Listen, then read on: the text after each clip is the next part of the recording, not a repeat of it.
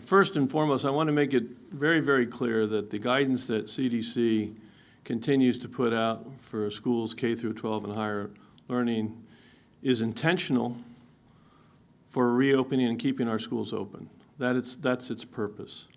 We recognize that there's a variety of unique circumstances for different schools and different school districts. And so we've outlined a number of strategies that those schools, those administrators can use to accomplish this goal safely.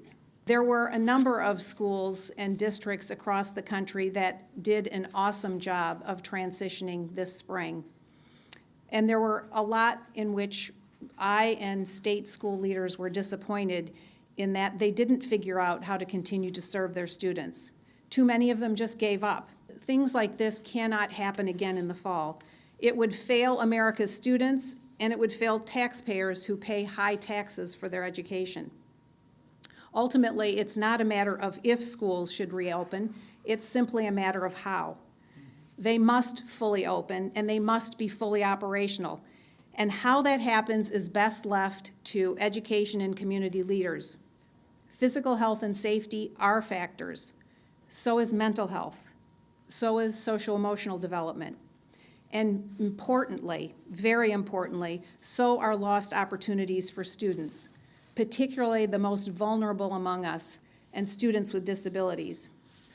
From HHS's perspective, reopening schools safely may be the single most important thing that we can do to support healthy families during this pandemic.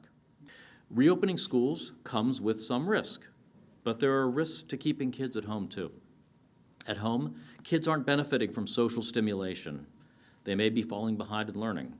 They may be more vulnerable to abuse that goes unreported by the mandatory reporters in our school system. They may not be getting special services they may need. They may not be getting the nutrition that they get at school.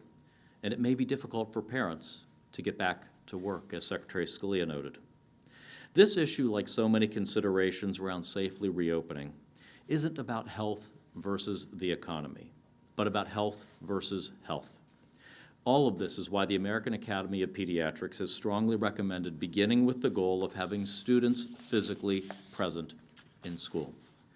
And none of the CDC's recommendations are intended to replace state, local rules and guidance. The president tweeted this morning that he disagrees with the CDC's very tough and expensive guidelines for reopening schools. Do you also disagree with those guidelines? And are you concerned that you may be putting the health of students and teachers at risk by trying to meet the president's demand to reopen? Well, the president and I spoke about that this morning, and I think what you will see in the coming days, what you heard from Dr. Redfield yesterday at the summit and again today, is very consistent with the president's objective and the concerns that he's raised. We don't want the guidance from CDC to be a reason why schools don't open. That apart from having an underlying health condition, children do not appear to be susceptible to serious illness from the coronavirus.